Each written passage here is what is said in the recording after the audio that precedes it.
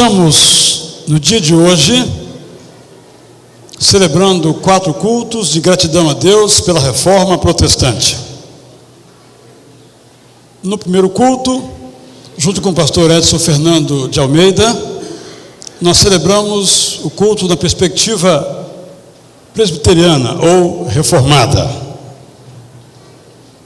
Se fôssemos seguir a ordem cronológica, seria primeiramente a Igreja Luterana, que vamos juntos com ela celebrar no culto das 5h30.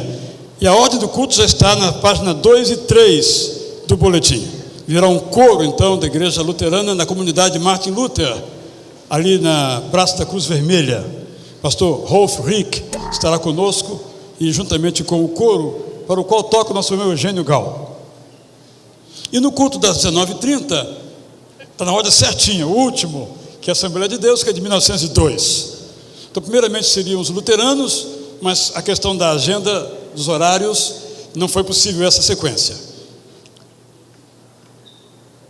Depois, então, da experiência luterana, da experiência reformada, nós tivemos a experiência metodista.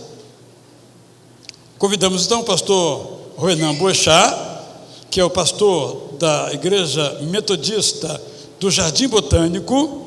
Durante muitos anos foi pastor aqui em Vila Isabel, onde, entre as suas atividades no tempo dele lá, se criou o reforço escolar lá, que inspirou o nosso. Portanto, as ligações são muito fortes. Vamos cultuar, então, junto com o pastor Ronan, que vai pregar e também vai ministrar a ceia do modo metodista. Veio acompanhado do Hugo Machado. Fica em pé, Hugo, que ao violão vai nos conduzir, no momento oportuno, também em alguns cânticos. Assim, eu saúdo a todos com a graça e a paz de Jesus Cristo. Vamos ensaiar para o culto às 7h30, porque se o pastor assembleano vier aqui e os irmãos falarem 3 amém só, ele vai embora. Ele não vai aguentar ficar aqui. Vamos fazer como um amém de verdade, né? Então eu saúdo os irmãos com a graça e a paz de Jesus Cristo. Amém. Isso é a Igreja Batista, viu, pastor Ronan? Não é igual a sua lá, não. Aqui é a Igreja Batista, fala amém de verdade. Pergunto se há entre nós alguém que pela primeira vez, além do pastor Ronan, do Hugo, pela primeira vez vem participar conosco do culto. Fique em pé, por favor, se você está aqui pela primeira vez conosco, para receber um abraço nosso afetuoso. Obrigado, obrigado. Só se assente para ganhar um abraço bem forte. Se for um abraço fraquinho, você quer outro, peça outro. Muito obrigado por suas presenças. Há algum aniversariante hoje? Alguém que confessa publicamente que ficou mais velho? Ou alguém que casou já há X anos? Esta é a hora da gratidão. Vem logo 2 meninas, ficaram mais experientes, não ficaram mais velhas, não é verdade? Parabéns, Selma, Deus abençoe você. Beijinho. Deus abençoe você também. Você também? Como é seu nome? Maria Eduarda. Quantos anos, Maria Eduarda? 5. E você está contente? Está feliz por fazer 5 aninhos? Ah, e nós também. Então fica que vamos agradecer. Tá bem? Por você, né? Aqui pela Rosângela também e pela Selma, tá bem? Mas eu vou chamar aqui também um bebê. Eu pedi para anotar o papel, me deram o direito, eu deixei lá em cima, tem que voltar para buscar, né? Vamos orar também nesse momento de apresentação da Marina. Vem aqui junto com os seus pais e também demais familiares, se porventura vieram, podem vir também. Júlio, vai aprendendo como é que é, você vai casar, é assim que tem que fazer, viu? Apresentar o neném, tudo direitinho, né? Eles são da Igreja Batista do Bom Retiro, mas desejaram apresentar aqui em nossa igreja com alegria, nós fazemos isto. Vamos então orar, vamos ficar todos em pé, de gratidão. Peço aqui ao irmão Paulo Parente para segurar para mim o microfone.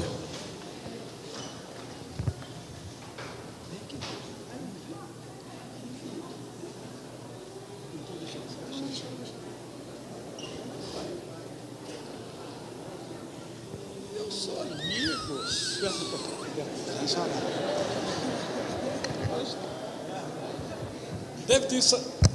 Deve ter ensaiado tanto em casa, mas não deu certo, né? Demais familiares, se quiserem vir, podem vir, por favor. É muita gente. Pode vir, muita gente, não tem problema não. Isso, tem tios aí, não é avó. Você está contente, Marina? Que bom você estar aqui com a gente hoje. Pai nosso, obrigado, porque o Senhor é bom o tempo todo. E Tu mostras isso todos os dias das nossas vidas, não só aos domingos, não só quando estamos aqui.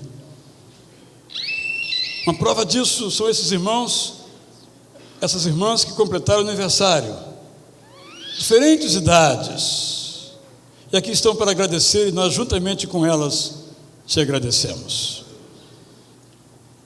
Nesta hora, Pai, também estamos aqui com a Marina, no colo do seu pai,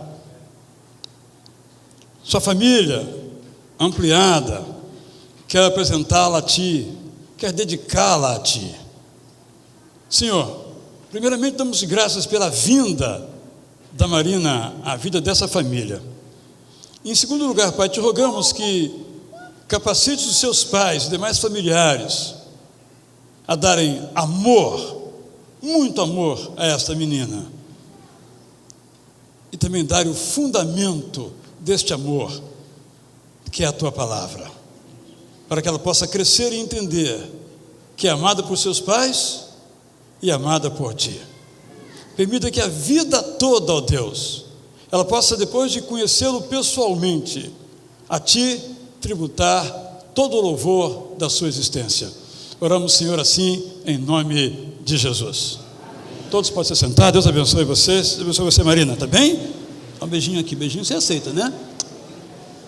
E aqui, Marina, tem uma biblinha para você, a Bíblia do bebê, tá bem? Para você ouvir as histórias. Olha, lindas histórias da Bíblia para você, tá bem?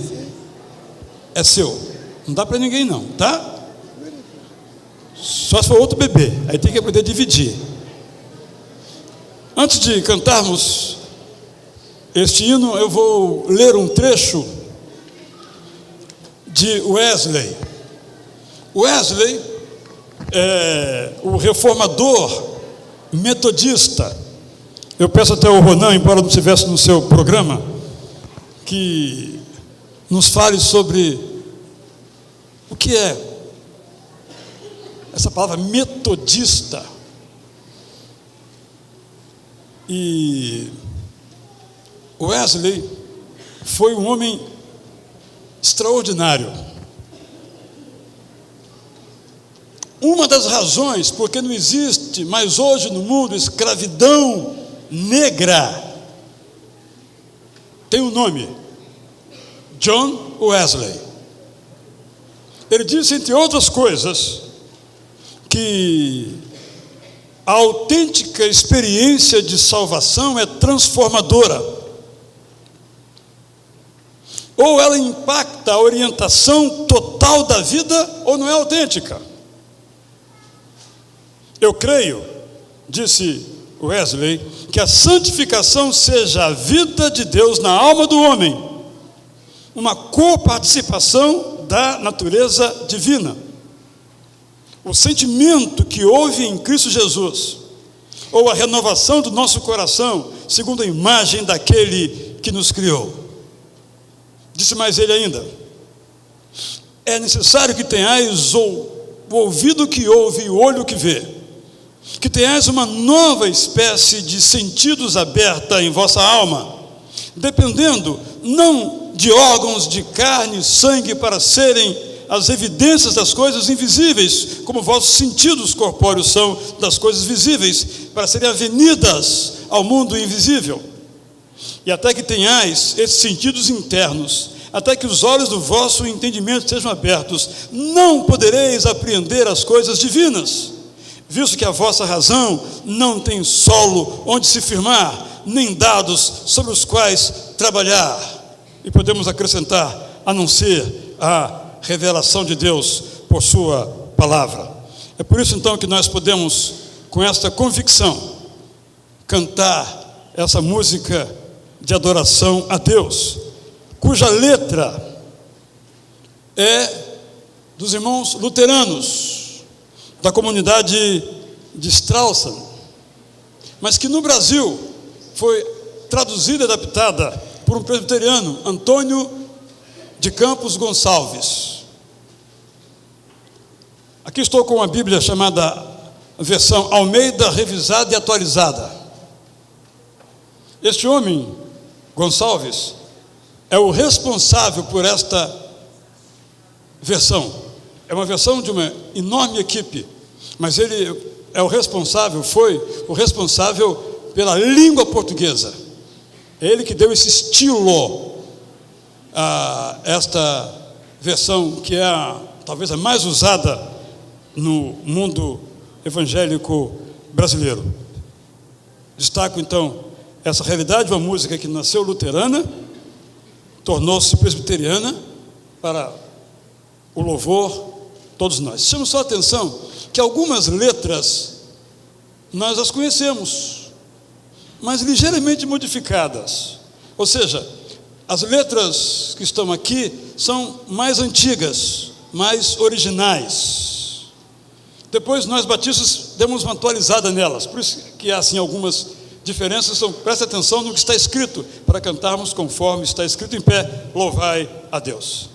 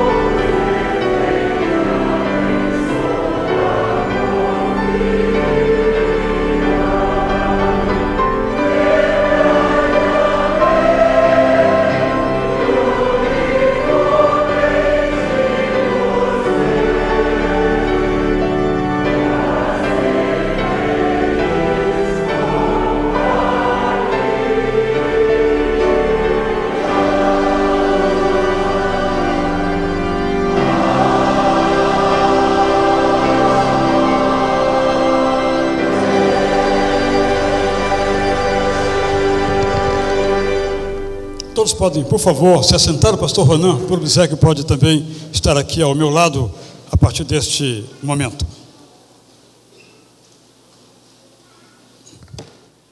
Nos cultos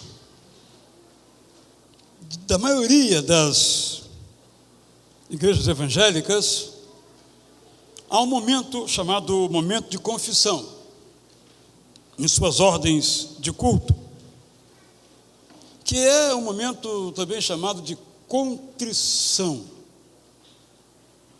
Momento quando nós olhamos para nós mesmos, vemos a nossa indignidade diante da dignidade, da santidade do nosso Deus. Mas a Bíblia nos diz, diante daquilo que nós descobrimos, que é uma promessa extraordinária, condicional. Há promessas que não dependem de nós, mas há promessas que dependem, são condicionais. O perdão é condicional. Em que sentido? Nós precisamos confessar. Se confessarmos os nossos pecados, Jesus Cristo é fiel e justo para perdoar os nossos pecados e nos purificar de toda injustiça. Vamos repetir esse texto juntos? Se confessarmos os nossos pecados, Ele é fiel e justo para perdoar os nossos pecados e nos purificar de toda injustiça. Vamos cantar agora. Mais de Cristo eu quero ter, cuja letra é desse homem chamado H. Henry M. Maxwell Wright. Um homem nascido em Portugal, filho de pais britânicos, que ao se converter a Jesus Cristo como Senhor e Salvador, dedicou sua vida à pregação aos jovens e descobriu que a música é a linguagem que fala a todos. Escreveu mais de 100, ou traduziu mais de 100 hinos, este é um deles.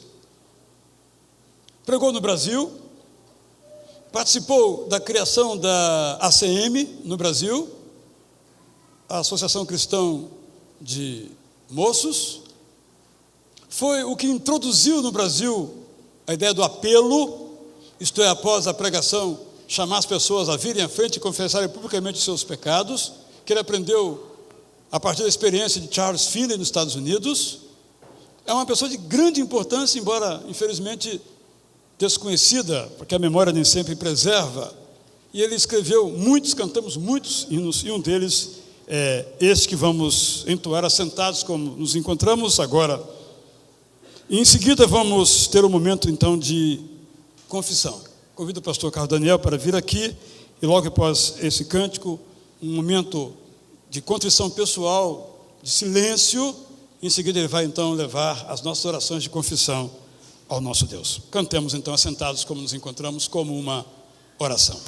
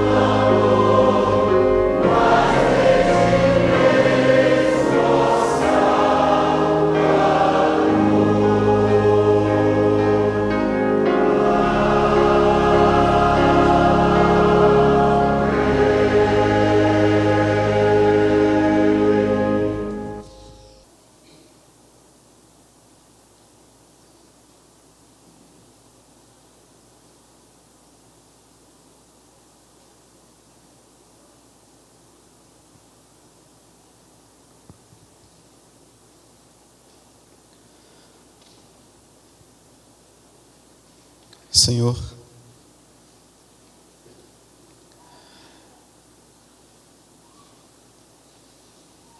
sei que o Senhor pode ouvir nesse momento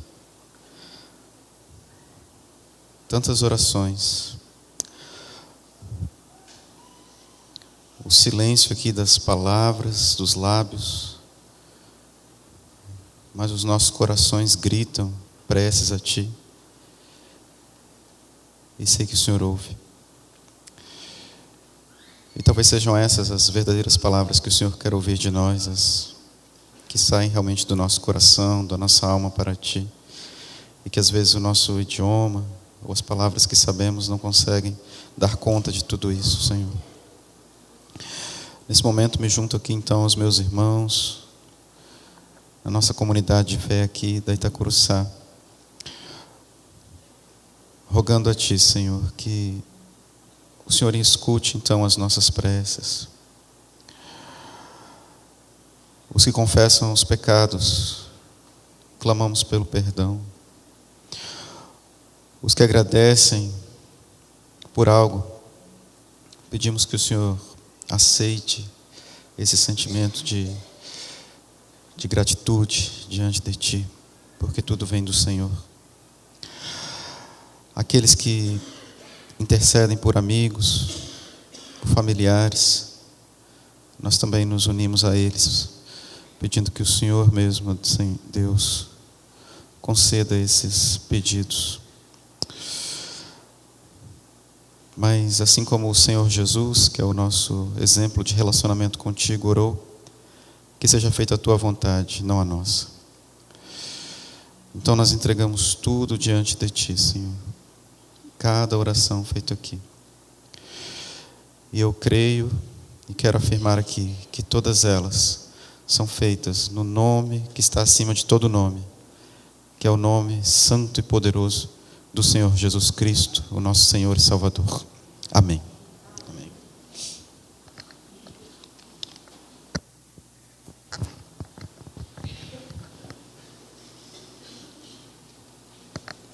Teremos então agora a oportunidade de ouvir a mensagem de Deus aos nossos corações pelo pastor Ronan Boechat, que é o líder da Igreja Metodista do Brasil no Jardim Botânico. Ronan, com alegria aqui nós o recebemos.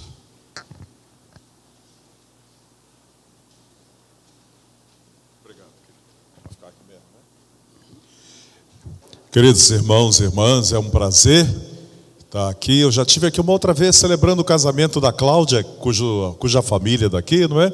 E do Beto. Mas já faz algum tempo, né? E eu fui pastor da Metodista de Vila Isabel durante 16 anos. Aqui também tem 2 casaizinhos ali, inclusive os pais de Marina, que celebrei o casamento deles, né? Prazer rever a dona Ana. E agradecer ao pastor Israel pela gentileza, né? E pela confiança do convite. Outro dia eu levei alguém lá na minha comunidade, gente de confiança, e o cara pregou durante 1h50. O pessoal lá do Jardim Botânico gosta de uma pregação, gosta, mas 1h50 já estava difícil. E ele começou a falar sobre a lua de sangue da NASA, que Jesus vai voltar até 2018. E o que ele fez lá me deu pelo menos uns 2 meses de trabalho para poder consertar. Particularmente, né, porque as pessoas creram na pregação dele, né? Pastor Ronan, tu traz esse tipo de gente para cá, né? Eu falei, querido, às vezes a gente atira do que vê e leva uma pancada do que não vê, né? Mas graças a Deus que a gente vive uma igreja hoje que para aqueles que querem, para aqueles que têm o crescimento na palavra, não se confundem. Você não confirma em 2018, você não confirma em 2018 então?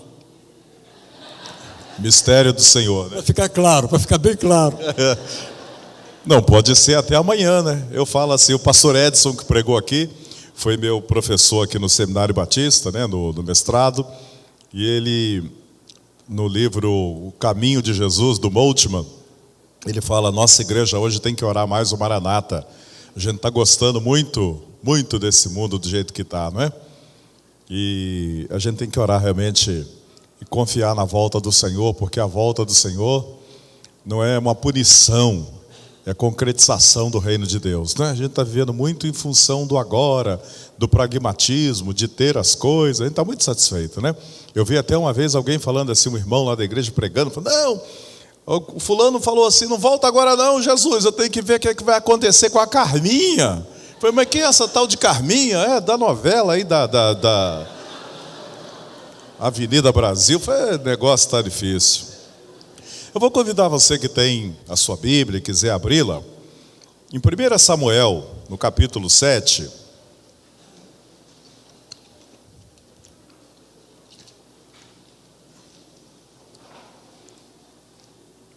a partir do versículo 1.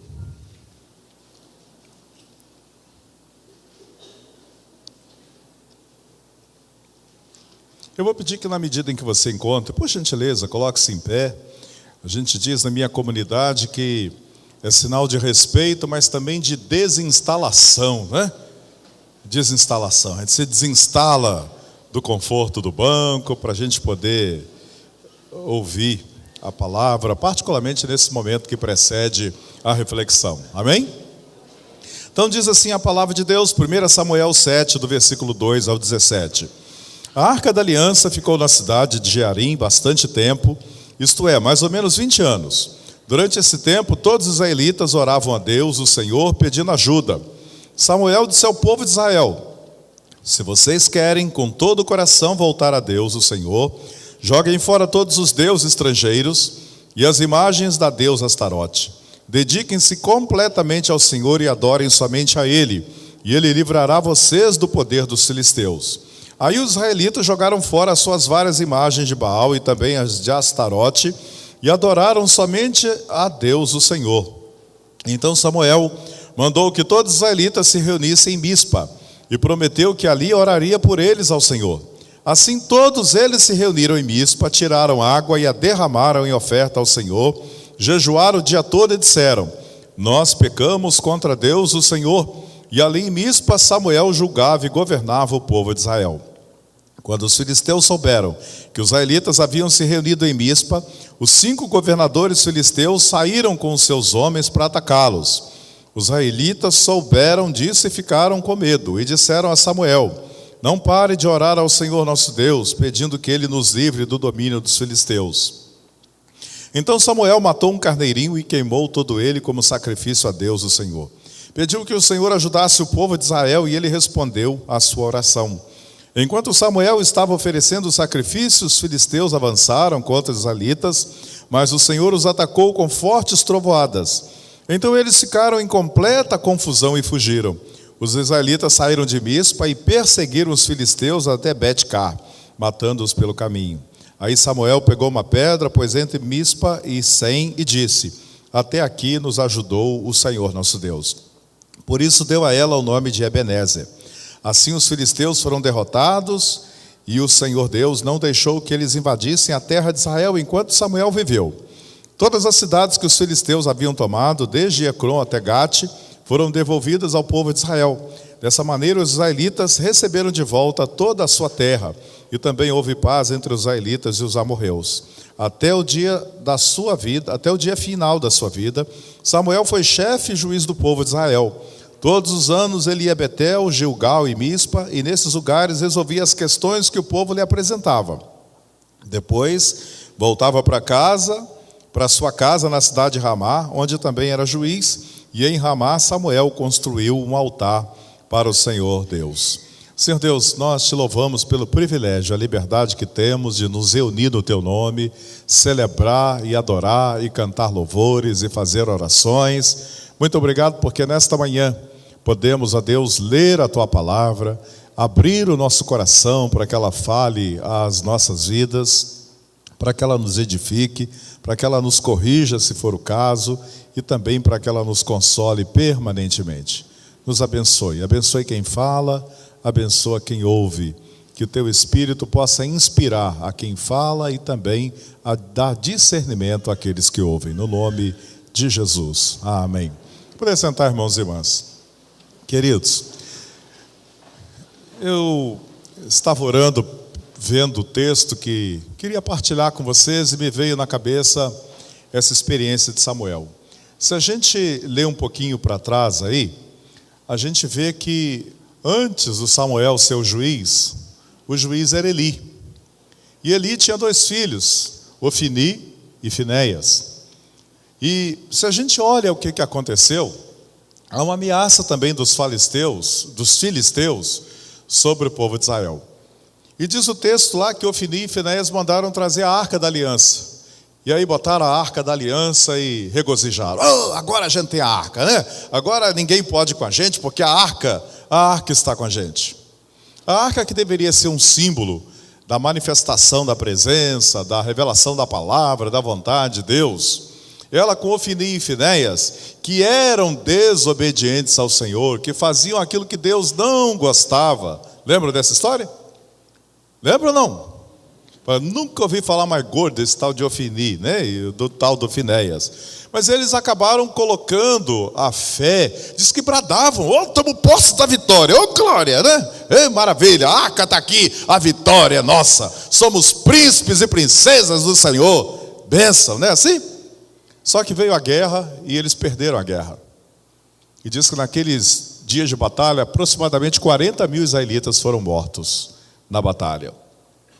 Depois vem então Samuel, e o texto bíblico diz que naqueles tempos não havia profeta, a profecia de Deus havia cessado. E Samuel assume então a liderança espiritual, a liderança do povo de Israel como juiz, e vem uma nova ameaça, parecida com o que tinha acontecido há algum tempo atrás. E Samuel faz o quê? Ele não traz a Arca da Aliança, embora a Arca da Aliança esteja ali.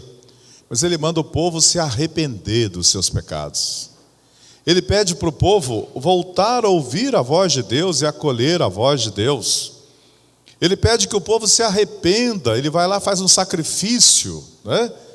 E diz então que, diferentemente de Ofni e Finéias, que preferiram confiar e usar a arca como um amuleto, como se fosse um objeto mágico, Samuel preferiu confiar em Deus.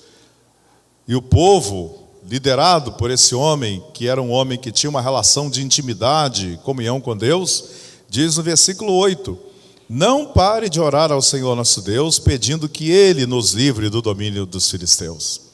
O que há não é regozijo, o que há não é brados, embora bradar, celebrar, cantar, acreditar-se filho do rei, né, que se fez homem, o filho do homem que foi levado ao matadouro como ovelha muda, somos sim, né, príncipes e princesas desse que veio para lavar os pés e que nos falou assim, olha, eu vos dei o exemplo, então vá e faça a mesma coisa. Às vezes, nós como cristãos, quando não vigiamos e não oramos como Jesus nos ensinou, a gente está sempre dando um jeitinho, seja pela natureza humana, seja pelos maus testemunhos que a gente vê, a gente está tentando, ou nos acomodando, ou sem perceber claramente, a gente está indo por caminhos que parecem caminhos de Deus, como diz Provérbios, mas que são caminhos de morte. Nossa igreja hoje, evangélica, ela precisa passar por uma reforma. O reverendo Caio Fábio diz que não é nem reforma, ela precisa de redenção, por causa das coisas que a gente vê. Outro dia eu estava na televisão, lá na frente da televisão, e sem ter o que ver, né? O pastor Cláudio Duarte, Duarte, né? Ele fala que o homem tem aquela caixinha do nada na cabeça, então, às vezes chega cansado e fica lá, né? O que você está fazendo? Nada. Eu não estava fazendo nada ali. E vi alguns programas evangélicos, da água, você tem que trazer sua garrafinha da água, você tem que fazer isso, você tem que fazer aquilo, para a cura, para a prosperidade, mas eu não vi uma única vez falar do poder que há no nome daquele que veio para salvar, curar, libertar e transformar. Quando a gente coloca o poder de Deus, ou transfere o poder de Deus do Senhor para qualquer outra coisa, a gente está transformando aquilo que poderia ser um símbolo, porque símbolo aponta, a gente olha para aquilo, por exemplo, que é essa aliança aqui, você sabe o que significa? Você é casado. Casado com a mulher mais linda do mundo. E casei 2 vezes com ela, uma vez aqui no Rio, e ela morava em Florianópolis, resolvi casar com ela também lá em Florianópolis. Então é um símbolo. Eu lembro, olho para aqui e me lembro daquele dia no altar do Senhor, da aliança que a gente fez, do voto que eu fiz de amá-la, de cuidar dela, né? De ser um companheiro, falar, Senhor Deus, eu quero ser um homem que exerce o ministério de ser esposo, de cuidar da minha mulher. Eu quero ser uma bênção na vida dela. Eu lembro dessa, olho para essa aliança, ela é um símbolo.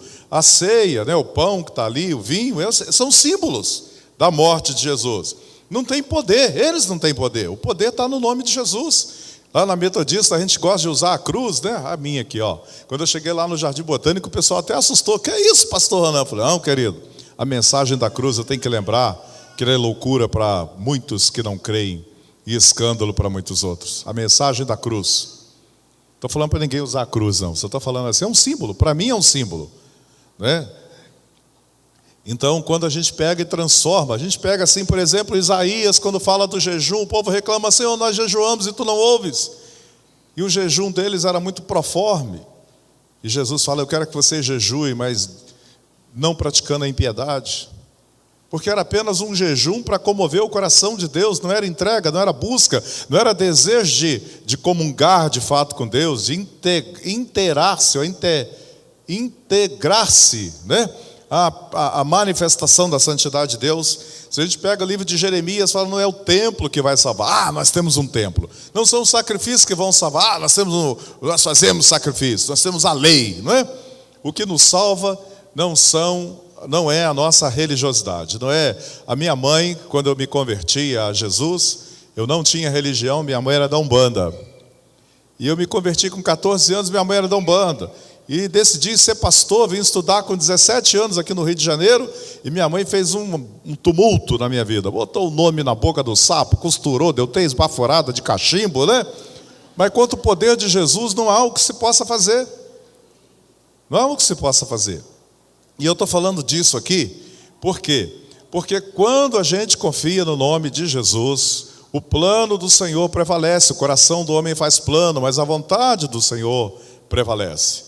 Hoje a minha mãe, para minha alegria, ela se converteu na Universal e hoje congrega na Congregacional, naquela bem pentecostal. Eu falei, veio de lá, tem que gostar do fogo, né? O fogo que vem de Deus, porque tem fogo das profundas, o fogo da cacunda, né? Aquele fogo abrasador, e tem o fogo do céu. Então, louva a Deus, minha mãe está lá, está feliz, né? Mas nós confiamos no nome de Jesus, não há outro nome pelo qual possamos de fato ser salvos. E o que isso tem a ver com reforma? Tem a ver que quando a gente dá um primeiro passo errado, equivocado, né, os outros serão consequência. Às vezes a reforma de uma instituição como a Igreja Metodista precisa passar por uma grande reforma, por uma grande restauração hoje em dia, né? Às vezes eu olho para a minha igreja, para a minha denominação, e fico às vezes muito assustado com as coisas que eu vejo. A maneira de lidar com o poder, o discipulado, né? Aquela coisa da mentoria, do acompanhamento do outro, quando vira isso uma arma na mão de pastores inescrupulosos, metodistas, e que dizem para as pessoas se elas podem namorar, se não podem namorar, se pode mudar de trabalho, se não pode mudar de trabalho. Isso me assusta, porque nenhum pastor pode ter esse poder ou essa ascendência sobre a vida de quem quer que seja. Cada um tem que prestar contas a Deus. A função do pastor não é dizer o que as pessoas podem ou não podem, é anunciar a vontade de Deus, aconselhar, conversar, não é dizer, está fora da visão, irmão, né? Então tem assustado realmente. E quando a gente está falando aqui de reforma, o que significa reformar? É a gente pegar e se confrontar com a palavra de Deus, individualmente, dentro do casamento, né? Como pai, como mãe. A gente tem que olhar, digamos assim, para o nosso ministério, para o nosso ritual, para se evangelizamos ou não evangelizamos.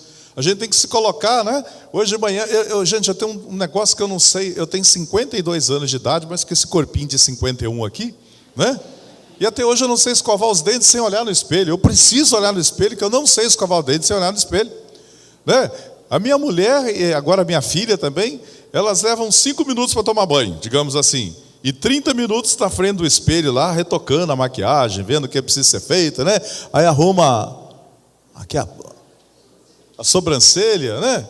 É verdade, aí sai toda bonitona, perfumada. É legal demais, não tem nenhum pecado em se arrumar, ser bonita, querer ser mais bonita, né? Não tem nenhum problema. Mas eu penso que a Bíblia deve ser, a palavra de Deus deve ser esse espelho também, onde diariamente nas nossas orações a gente se coloca lá na frente da palavra, e aí, como é que eu estou? Como é que está meu crescimento espiritual? Como é que está meu testemunho como marido, como mulher?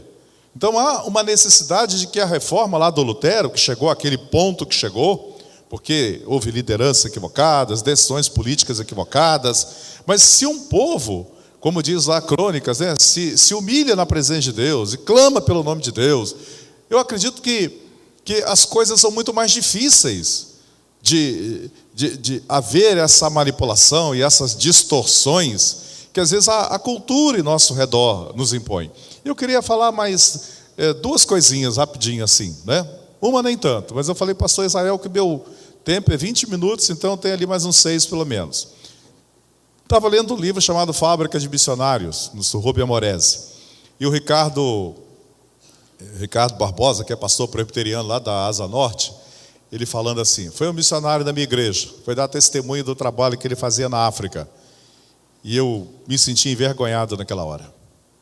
Porque ele contou tantas coisas, tantas privações, tantas dificuldades, e naquela hora caiu a ficha.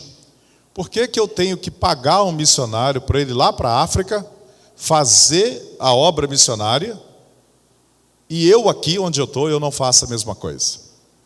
Não é? O problema não era pagar o missionário, era que o missionário ia para a África para fazer lá o que cada um de nós tem para fazer no lugar onde vive. E o livro do Rubem Amorese, ele vai lembrar isso. Reparem, pastor Israel, ele tem um ministério, que é o ministério pastoral, possivelmente também o ministério docente, né? Um bom cantor, né? De verdade aqui? Se deixar, ele até rege o coro. Realmente assim, um homem cheio de talentos, né? Mas repare que a tarefa missionária não é dele. A tarefa missionária não é da comissão ou do ministério de evangelização e o evangelismo. É de cada um de nós. Repare que recebereis poder ao descer sobre vós, os discípulos, o Espírito Santo, para ser as minhas testemunhas, ide por todo mundo pregar o evangelho. E lá na minha igreja eu tenho cobrado, assim, você falou de Jesus, testemunhou o amor de Jesus para quantas pessoas hoje? Né? E nós precisamos reformar essa prática da gente, de fato, ser portadores da mensagem de salvação de Deus para a vida das pessoas que estão ao nosso redor, a começar dentro da nossa própria casa. Né?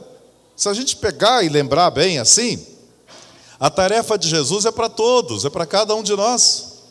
Né? A gente vive um tempo, eu acho que foi ali quando a igreja fez aquela aliança com o imperador Constantino, né? Que ele decretou que o cristianismo tinha que ser a religião oficial de todo mundo. Você lembra dessa história? Lá, pela volta do ano 318, 320, depois de Cristo. Aí ele pegou, tirou a igreja que se reunia embaixo das mangueiras, dentro das cavernas, dentro das casas. E o que ele faz com essa igreja? Ele bota nos templos. A igreja que era a paróquia, que reunia na casa, que era aquela coisa mais simples, né? Em que a mulher, o escravo, o gladiador, o doente, o ex-doente, aqueles que o mercado daquele tempo não queriam, eles iam para essa igreja. Há um livro chamado História da Cidadania, que foi coordenado, né, pelo Jaime Pinsky, que se não me engano, é da Unicamp, professor na Unicamp, que ele fala que os cristãos de Roma sustentavam, uns poucos cristãos, mais de 2.000 pessoas que não tinham o que comer.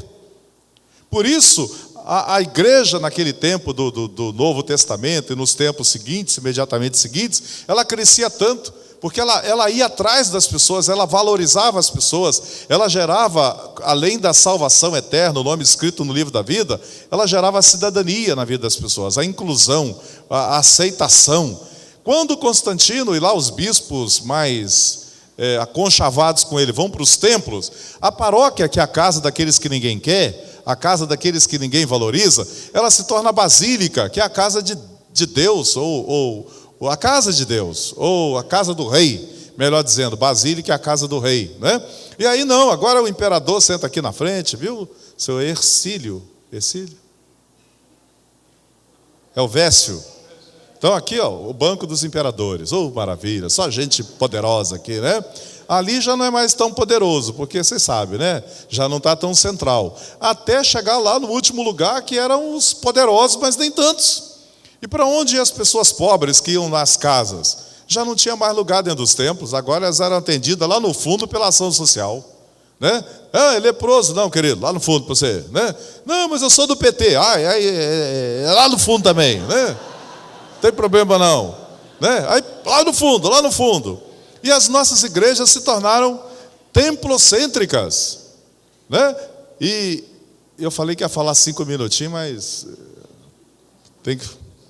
eu que falei, né? Diz que igreja otimista, aquela que o pastor fala que vai falar pouco e ela acredita, né? Aí ele é otimista.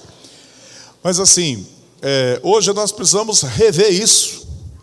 O templo é bênção. Assim, eu louvo a Deus pelos aqueles antigos, aqueles que vieram antes de nós e que deixaram para vocês. Eu acho que não foi ninguém daqui que construiu esse templo, né? Aqueles que lutaram, aqueles que fizeram muito almoço, aqueles que deram muita oferta para que esta igreja tivesse um templo tão lindo, tão bonito, tão acolhedor, não é? Mas aqui não é o nosso refúgio. Aqui é o lugar onde a gente vem e como um celular recarrega as nossas baterias, celebra a Deus, ouve a palavra e no final do culto aí o pastor Israel fala: agora vão, meu filho, vai, minha filha, vai no poder do Espírito Santo, fale de Jesus a tempo e fora de tempo, cante as grandezas de Deus, compartilhe a sua fé ao mundo lá fora pelo qual Jesus morreu, que precisa de salvação. Aí a gente vai no poder, né? Porque embora o culto seja parte da missão, a missão não é aqui no culto. 95% dos encontros de Jesus não acontecem dentro de casa, dentro do templo, é na rua. É lá na rua, né? Eu vi uma palestra agora de um pastor da Malásia, que estava lá em Curitiba, e ele fala assim: ó, eu tenho uma estratégia, eu chego assim perto de alguém, né? E ele estava contando de uma experiência dentro do avião. Ele estava indo de Londres para Nova York, aí disse que sentou de um lado do cara, que era aquele cara cheio de músculo, né? Aí ele falou assim: eu vou ter que falar de Jesus para esse rapaz, cheio de tatuagem. Ele falou: rapaz, você não sabe da maior. Aí o rapaz: o que foi? Ele falou: não, você é um abençoado. Aí o rapaz: por quê? Pois eu estava orando para Deus colocar alguém do meu lado para eu poder falar do amor dele entre 7 bilhões de pessoas. Foi você. Aí ele contou lá e tal, pegou o telefone do cara, aí ele entra num táxi em Nova York, pega o indiano dirigindo. Aí ele fala: você é um abençoado. E o motorista indiano: mas por quê? Porque eu estava orando a Deus para Deus colocar alguém do meu lado e dentre 7 bilhões de pessoas, está aqui você. Aí viemos embora, pegamos, ela estava em Curitiba, eu e a Eunice, que é outra senhora lá da igreja, e o marido dela, Robinho, pegamos um táxi. Aí estou lá tranquilo, conferindo a hora do voo, não sei o que tem, né? Aí vira Eunice para o motorista do táxi e fala assim: você é um abençoado. Você sabe que deu certo? Nós ficamos há 15 minutos depois do táxi parado, conversando com o motorista do táxi, pegamos o endereço dele, demos o endereço de uma igreja lá que ele pudesse ir, falamos que qualquer igreja que ele fosse, né? Batista, metodista, presbiteriana, luterana, era bênção pura, né? Nessa ordem, nessa ordem. É bênção. Agora, eu queria ainda lembrar apenas uma coisa, né? O João Wesley, eu não vou pregar de novo não, mas eu queria só falar do que significou a reforma protestante, ou a reforma dentro da igreja, nessa perspectiva assim. Não vou falar da reforma institucional, vou falar aquilo que eu, pastor Israel, você, como homem e mulher de Deus, pode fazer em termos de... No tempo do Wesley, século XVIII, diz que se alguém se convertesse dentro de uma igreja lá na Inglaterra, igreja anglicana, né? Diz que seria um milagre. A pessoa mais assustada se alguém se convertesse e aceitasse Jesus era o pastor. Não estou falando mal da igreja, mas da ambiência, da época e de como a igreja funcionava naquele tempo. Pastores glutões, bêbados, iam para os púlpitos, ao invés de falar da palavra de Deus, ia falar de Shakespeare, poesia, filosofia, bobagem, principalmente bobagem, muita bobagem jorrava pelos púlpitos. Diz que não havia jovens, apenas pessoas muito idosas que desejavam não ouvir bobagem, né?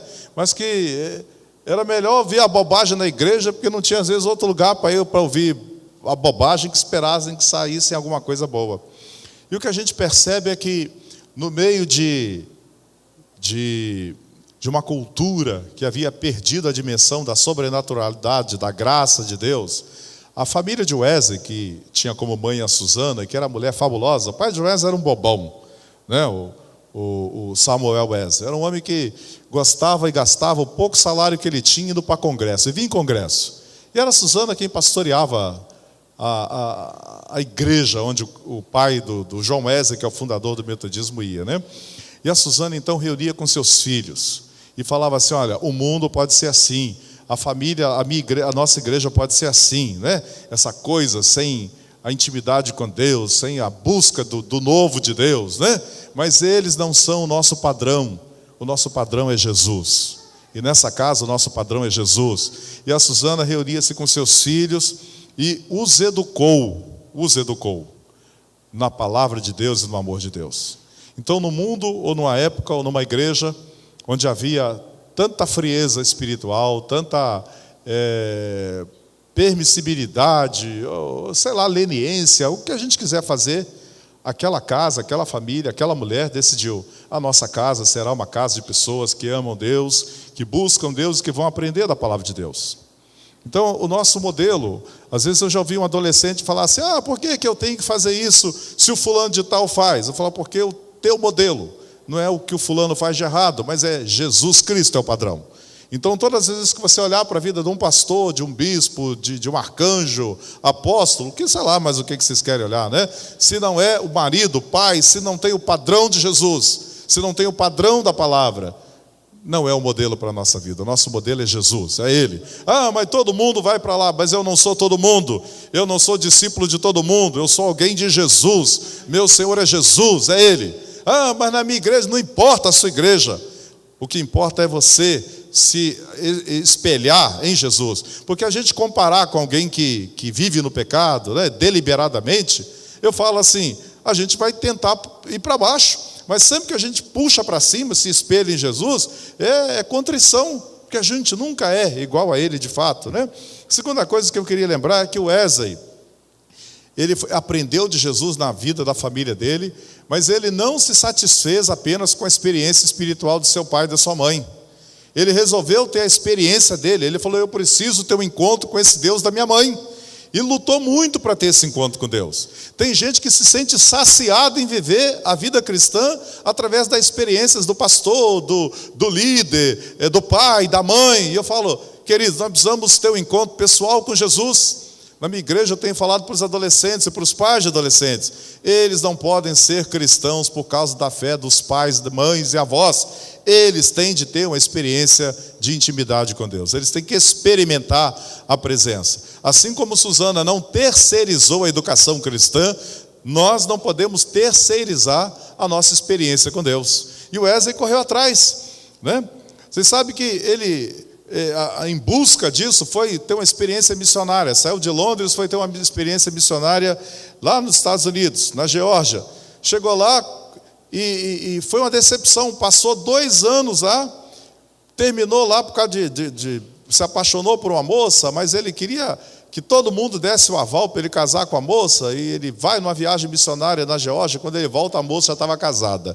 Ele fica muito pau da vida. No dia de celebração da ceia lá, ele não dá ceia para a moça, e a família da moça era a espécie da dona da igreja, né? Sei que prende o Wesley, ele tem que sair da Geórgia como que fugido da cadeia e voltar para a Inglaterra. E quando ele chega na Inglaterra,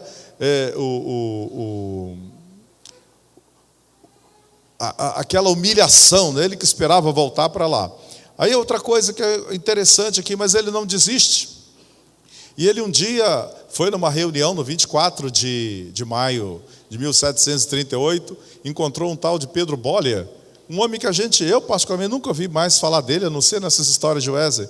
Era um missionário que estava indo também para os Estados Unidos, e diz que esse homem o ajudou, o levou a uma reunião que falava, não tinha teclado, não tinha música, não tinha nada.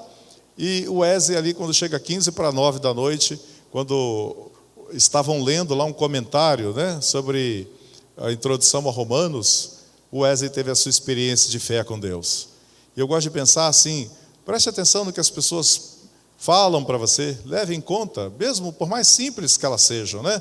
Pessoas simples podem ser instrumentos maravilhosos de Deus na sua vida. Eu não vou ler todos aqui, mas eu queria lembrar também que às vezes a igreja é o lugar da ausência de Deus. A igreja pode ser o lugar da ausência de Deus, né? Eu cheguei aqui, pastor Israel, fui cumprimentado por pelo menos umas 30 pessoas. Não sei se é porque eu estou com esse colarinho aqui, né? Ou se é sempre assim, mas parabéns, irmãos e irmãs. Como é importante acolher as pessoas. Como as pessoas que chegam num lugar diferente, né? É importante que elas se sintam amadas, acolhidas, porque às vezes não é fácil entrar num grupo diferente, onde todo mundo já se conhece. Então, assim, lá o pastor Carlos Queiroz, lá de Fortaleza, falou que foi numa igreja e chegou lá, ele andou para lá, andou para cá e ninguém falava com ele, né? Ninguém falava com ele. A gente teve também esse pastor malaio que estava lá, e ele disse que ele foi numa igreja aqui no Brasil pregar, ele era o pregador, e disse que ninguém falava com ele. Ninguém falava com ele. Disse que nem a mulher da porta, assim, só deu o boletim, toma. E nem olhou no olho dele. Então essa coisa da igreja ser o lugar de Deus, lá no Jardim Botânico hoje, a gente tem investido muito nos juvenis, como intercessores. Tem um momento da oração no altar, e aí vem as pessoas para orar. E os adolescentes, no primeiro momento, vêm até o altar ajudar essas pessoas em oração. Agora a coisa está extrapolando, eles não apenas oram por quem está no altar, mas eles saem pela igreja, e começam a orar pelas pessoas, né? Posso orar com você? Qual é o pedido de oração que você tem? Tem sido uma bênção, assim, essa coisa da gente ver o outro, enxergar o outro. Lá na Metodista Central de Curitiba tem uma história de que um homem frequentou lá, eu conheci essa pessoa, disse que em algum momento ele teve que abrir um guarda-chuva dentro da igreja. E alguém, mas o que é isso, meu filho? Não, vocês não conseguem me ver, parece que eu sou invisível aqui, né? Então, quem sabe vocês veem o guarda-chuva, e deu certo, está aqui o guarda-chuva. A igreja, às vezes, pode ser o lugar da ausência de Deus, né? Outra coisa é assim, reforma. Nada que é grande, começou pequeno. Reparem que tudo que é bom, tudo que é ruim, começou pequeno. Então, se Deus coloca um projeto na sua cabeça, no seu coração, uma visão no seu coração, se vem de Deus, confie nele, né? Ainda que no primeiro momento as pessoas não acreditem. Como é que é o nome da menina do reforço? É Ana Cristina aí? E o marido dela? O Sérgio. Eles estiveram lá com a gente em Vila Isabel durante algum tempo. Nós vamos implantar lá na igreja o reforço escolar, aqui na Itacuruçá, né? E graças a Deus, um casal de Deus que foi lá, conviveu, bênção de Deus, né? Ah, está ali, né? Fazer. Então, assim, a última coisa aqui é assim, ter uma autoridade que não abre mão do poder, mas exercer o poder e a autoridade no temor de Deus, como dispenseiro de Deus e servo dos demais, como quem está pronto para ouvir e mudar. A gente tem tido dentro da igreja evangélica um messianismo muito grande, de pessoas que pensam que têm todas as respostas, e a gente tem pastores que se comportam como verdadeiros monarcas, né? O pastor deve ser o servo de todos. Mas não é só o pastor, é a liderança da igreja. João 13 vai falar isso. Então, queridos, eu vou picar por aqui, eu tinha mais uns 20 aqui, mas fica para a próxima reforma, viu, pastor Israel? Ou se quiserem, a gente pode combinar um dia, vocês podem ir lá no Jardim Botânico. A gente não pesca em aquário dos outros, viu? Os irmãos que vão lá são muito bem-vindos. Mas eu queria apenas lembrar isso. Os desvios, geralmente eles são liderados por pessoas, e pastores, geralmente é pastores. Mas a resistência sempre teve na mão de leigos e do povo de Deus. E quando eu falo resistência, não é ser quadrado, não é ser intolerante, não é ser insensível a coisas que precisam mudar, mas a gente tem que ouvir a palavra, ouvir as ideias e julgar essas coisas de acordo com a nossa fé, a nossa consciência e com a palavra de Deus, né? Seja uma mulher que tem uma vida de fato revolucionária, seja um homem que tem uma vida pessoal de fato revolucionária, seja um casal que tem um casamento revolucionário. Qualquer estrupiço aí pode mandar na mulher, bater na mulher, mas só um homem cheio do Espírito Santo de Deus é capaz de amar a sua mulher, promovê-la, né? Fazê-la crescer, torná-la uma pessoa melhor. Só uma pessoa assim. Qualquer um manda, né? Qualquer um bate, qualquer um grita, mas no poder do Espírito Santo de Deus a gente faz uma família melhor. A gente fala em família, e eu digo, não basta qualquer família. Tem família aí que os pais violentam os filhos, mas nós não queremos apenas família, modelo, forma. Nós queremos qualidade de vida relacional. Seja um revolucionário na sua família. Põe a sua família aos pés do Senhor Jesus, né?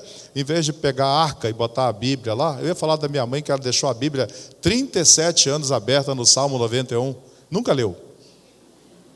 Nunca leu. Seja alguém revolucionário na sua relação com as pessoas. Seja alguém revolucionário, né?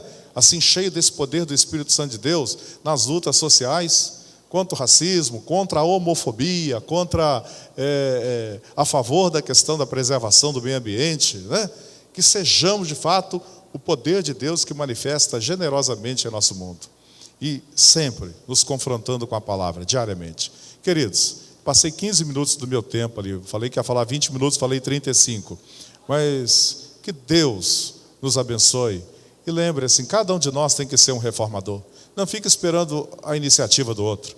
Se você quer uma igreja missionária, seja um missionário. Se você quer uma igreja acolhedora, seja acolhedor.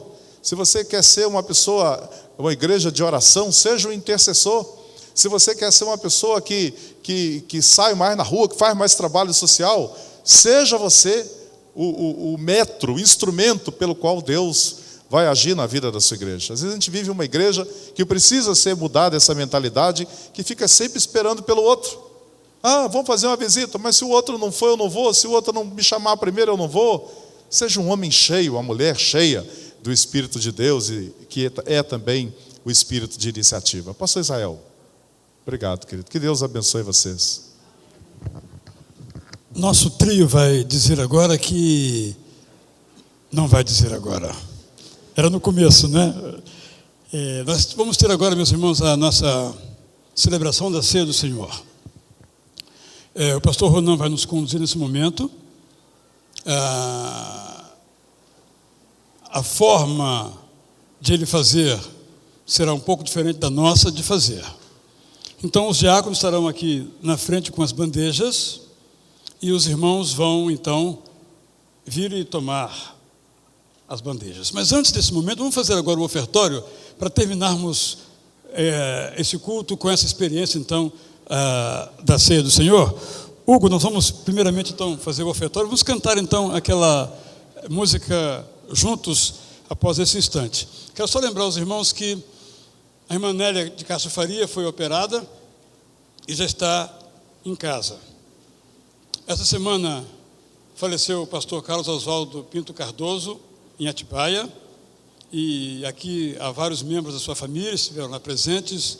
Eu também estive lá naquele momento muito difícil para todos. Foi uma experiência muito inspiradora. Muito inspirador estar naquele culto ali na Primeira Igreja Batista em Atibaia. Então, quero também dizer que o nosso grupo de oração pelo WhatsApp está com 255 pessoas. Então, eu vou abrir um outro grupo. Você pode também dele participar. É uma maneira de estarmos juntos. Eu envio, então, pedidos de oração, algumas informações sobre a igreja, mensagens minhas em texto ou em áudio, para estarmos juntos ao longo da semana. A igreja não é só domingo, é onde nós nos encontramos. Então, é uma experiência que temos usado a tecnologia, que é um instrumento de separação, para que seja um instrumento de edificação. Estamos em processo, como já foi dito, eleitoral aqui em nossa igreja. Já foi, não foi dito ainda, né? Não foi dito. Então, vem aqui, Casanel, falar um pouquinho. Os irmãos diáconos são fortes, né? Podem aguentar mais um pouquinho aí. Hoje estamos um pouco assim, improvisados, mas por uma boa causa. É isso mesmo, como o pastor disse, a cada 2 anos nós temos que eleger alguns irmãos aqui da nossa igreja para alguns cargos administrativos, comissão jurídica, de finanças, a diretoria da igreja. Então a equipe foi montada, uma nova equipe de comissão de indicação, e a partir do domingo que vem, você vai poder indicar alguns nomes, membros da nossa igreja, para compor então esses cargos. Pode passar outro slide aí, por gentileza, Neto, por favor. Essa é a ficha de inscrição, onde você vai poder indicar uma pessoa. Mais um slide, por favor. Então, lá estão os cargos: presidência, vice-presidência, secretaria, tesourarias, conselho fiscal, orçamento e finanças, jurídico e também do corpo diaconal. Essas folhas, elas não serão distribuídas. Então, se você quiser indicar alguém, peça para uma pessoa que estará à porta no final dos 4 cultos, a partir do domingo que vem. Serão 2 domingos, então, que nós da equipe de indicações estaremos ali à porta com os formulários. Nós não distribuiremos aqui durante o culto. Então, se você tem alguém em mente para indicar para um desses cargos, basta procurar alguém da equipe que sempre estará a postos ali. Muito obrigado. Hoje, então, temos almoço. Você pode ficar para o almoço que o coro masculino preparou, visando arrecadar fundos para uma viagem missionária, deles ao Espírito Santo. E também quem tem interesse em fazer a viagem comigo à Turquia e à Grécia para visitar as igrejas do Novo Testamento e, sobretudo, Patmos, que é a minha grande ansiedade, meu grande desejo, o Rogério Anachev, vai ficar em pé, Rogério, rapidinho, vai estar aqui no primeiro banco logo após o culto. Você pode obter com ele informações e dados sobre essa viagem no dia 16 de julho de 2015 ou também a de fevereiro de 2016, ele pode informar a você. Diz a música o seguinte: tudo vem de ti, Senhor, e do que é teu, te damos. É com esta convicção inabalada e inabalável no nosso coração que nós então entregamos a Deus através da igreja nossos dízimos e ofertas. Se esta é a hora de você fazer essa entrega, eu convido você então a se colocar em pé, levantar-se, vir então aqui, colocar nessas salvas. Na galeria os nossos irmãos diáconos vão fazer lá a coleta. Vamos então assim ao som da música instrumental, ao momento de entrega de nossos dízimos e ofertas.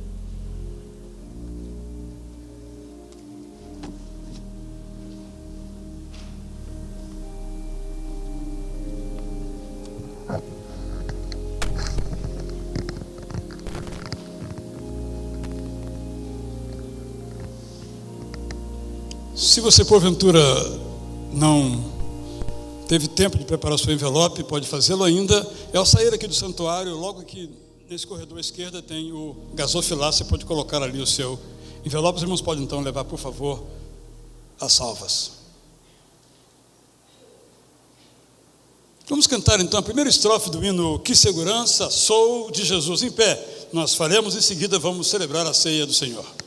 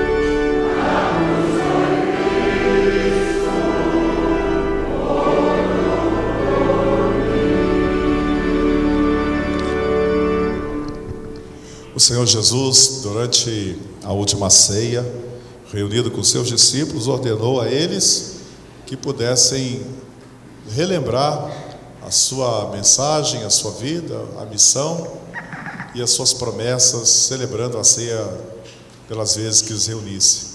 Então a gente faz aqui aquela continuação da última ceia e oramos: Senhor Deus, nós esperamos, Maranata, volta Senhor Jesus. No livro de 1 Coríntios existe um texto que diz assim: porque eu recebi do Senhor este ensinamento que passei a vocês, que o Senhor Jesus, na noite em que foi traído, pegou o pão e deu graças a Deus, depois partiu o pão e disse: isso é meu corpo que é entregue em favor de vocês, façam isso em memória de mim. Assim também, depois de cear, ele pegou o cálice e disse: esse cálice é o cálice da nova aliança feita por Deus com o povo, aliança que é garantida pelo meu sangue. Cada vez que vocês beberem deste cálice, façam isso em memória de mim. De maneira que cada vez que vocês comem deste pão e bebem deste cálice, estão anunciando a morte do Senhor até que Ele venha. Eu queria que nós pudéssemos ainda, como parte da confissão, do humilde acesso à mesa do Senhor, que essa mesa não é para quem merece, essa mesa é para aqueles que dependem de Deus, Nós precisamos do Senhor, por isso aquele que é digno de estar aqui não deve vir, porque ele não sabe discernir o corpo e o sangue do Senhor. Será que a gente consegue falar o Salmo 23 juntos, no plural? Vamos? Como ato de confissão: o Senhor é o nosso pastor e nada nos faltará. Ele dá-nos paz em meio dos pastos, guia-nos mansamente pelas águas tranquilas, refrigera nossa alma, guia-nos pela vereda da justiça, por amor do seu nome. Ainda que andássemos pelo vale da sombra da morte, não temeremos mal algum, porque tu estás conosco. A tua vara e o teu cajado nos consolam. Prepares uma mesa perante de nós, na presença dos nossos inimigos. Unges a nossa cabeça com óleo e o nosso cálice se transborda. Certamente que a bondade e a misericórdia nos seguirão todos os dias da nossa vida, e habitaremos na casa do Senhor por longos dias. Querido, o Senhor é o nosso pastor e não precisamos temer coisa alguma se Ele está conosco. Essa é a confissão de fé e também de humilde acesso à mesa do Senhor. Nós cremos, a gente não é como uma folha de caruru, uma folhinha levada pelo vento. A nossa vida está debaixo da mão do poder de Deus, a nossa vida está no controle de Deus. Nenhuma célula do nosso corpo se divide, nenhum pensamento surge em nossa mente sem que o Senhor se manifeste de forma graciosa em nós. Nós vamos então participar da mesa e pedir aos irmãos e às irmãs que vão ministrar, que fiquem aqui à frente, e que você venha, em nome de Jesus, confessando realmente a sua total dependência do Senhor. Pegue o pão, pegue o cálice, volte ao seu lugar. Eu não sei se aqui vocês vêm por um corredor e voltam pelo outro, Mas a gente faz isso. Nós não fazemos assim, mas hoje vamos fazer. Então eu quero sugerir o seguinte: os irmãos que estão aqui do meu lado esquerdo, da metade mais ou menos da bancada, virão pela... Eu acho mais prático fazer diferentemente. Todos virão pelo corredor aqui e voltarão pela lateral. Está bem assim? Então, os que estão aqui virão pela corredor e voltarão por lá. Os que estão aqui, os que estão na metade aqui, farão isto e terão que voltar para o mesmo lugar, não tem outro jeito. E aqui de igual modo, e aqui outra vez. Se você não aprendeu, não viu como é que é, não tem problema nenhum. O importante é que você venha participar, certo? Então vamos cantar enquanto isso, com o nosso irmão Hugo nos ajudando. Um instante então de celebração. Quando você se servir, você pode voltar então e se assentar. Aqui temos irmãos presbiterianos, são muito bem-vindos a participar conosco. Todos aqueles que são pessoas, homens e mulheres, que entendem que Jesus Cristo morreu na cruz em seu lugar, receberam já esse perdão de Deus. A mesa é da cruz, a mesa é de Jesus. Enquanto cantamos, vamos então participar. Pegue o pão e o cálice, não ingira, né, não coma. Volte ao seu lugar e esperemos, né, que todos tenham apanhado para poder celebrarmos juntos, tá? Se o sol se pôr e a noite chegar, tu és quem me guia. Essa tempestade me alcançar, tu és meu abrigo.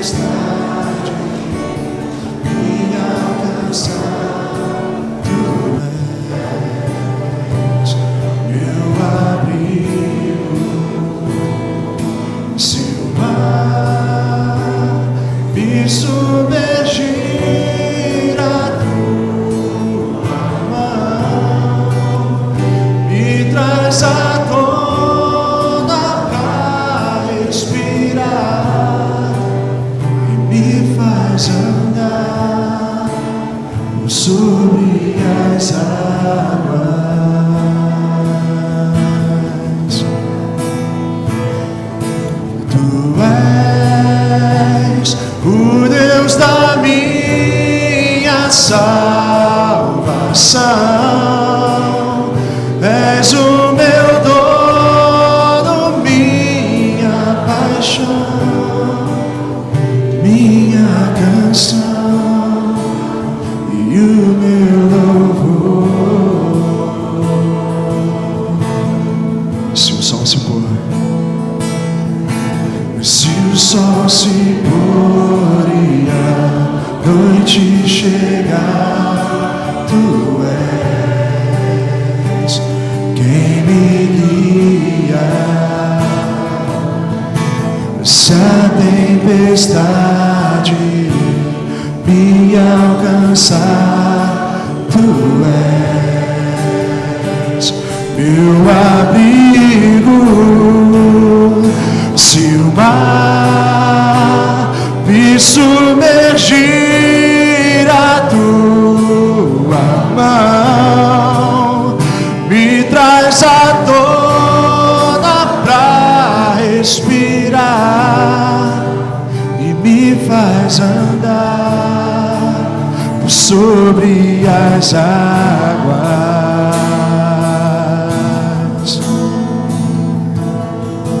Tu és o Deus da minha salvação, és o meu dono, minha paixão, minha canção e o meu louvor. Cante aleluia. Aleluia, aleluia,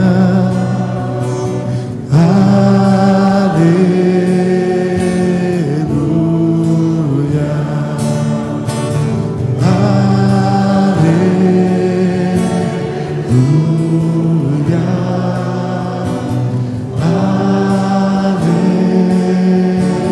aleluia. Mais uma vez.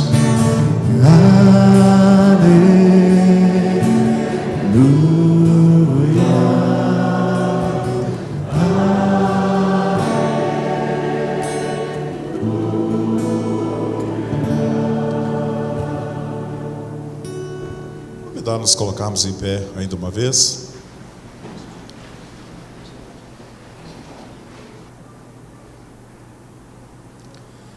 Vamos orar ainda mais uma vez. Senhor, te consagramos esse pão para que mais do que o trigo amassado, ele seja símbolo, ó Deus, da tua entrega naquela cruz pela vida de cada um.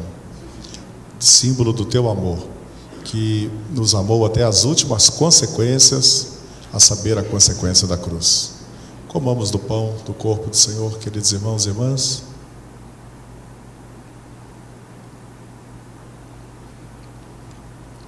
Eleve o seu cálice assim, bem acima da sua cabeça, por favor. Senhor Deus, tomamos esse cálice do sangue do Cordeiro, porque ele representa a vitória do teu reino sobre todas as forças da morte. Nesse momento celebramos o teu nome. te adoramos, nos rendemos a Ti e podemos dizer como Isaías: eis-nos aqui, envia-nos a nós. Estamos disponíveis, ó Deus, como homens e mulheres, a sermos Tuas testemunhas, onde quer que andemos, onde quer que passemos, tanto na nossa casa, junto aos nossos filhos e maridos e esposas, tanto no nosso trabalho, na condução, que a nossa vida possa ser uma carta viva, possa ser o sal da terra, a luz do mundo. Ó Deus do céu, lava-nos de todo pecado e faz com que reflitamos a luz de Jesus. Amém. Tome do cálice, meu irmão, minha irmã.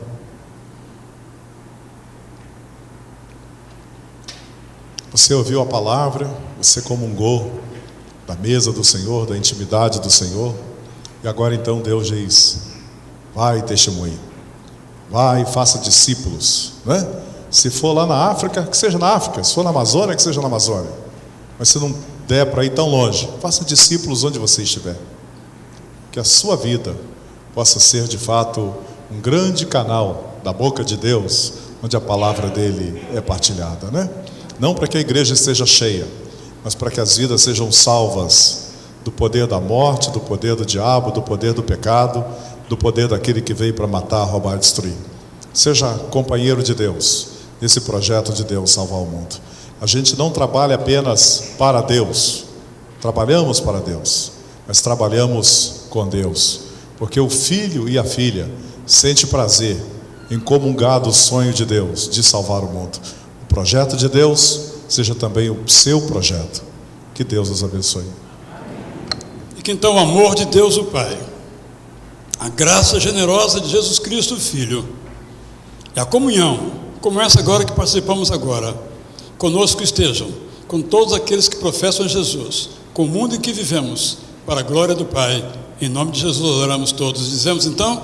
Amém. Todos podem se assentar. Ao final do culto, o pastor Ronan estará para receber os nossos cumprimentos, juntamente com ele, a irmã missionária Ana Regina Vanderlei, que estamos enviando no mês que vem para ser missionária na França. E você pode participar também deste projeto. Estaremos todos lá juntos e espero ver todos aqui às 5h30.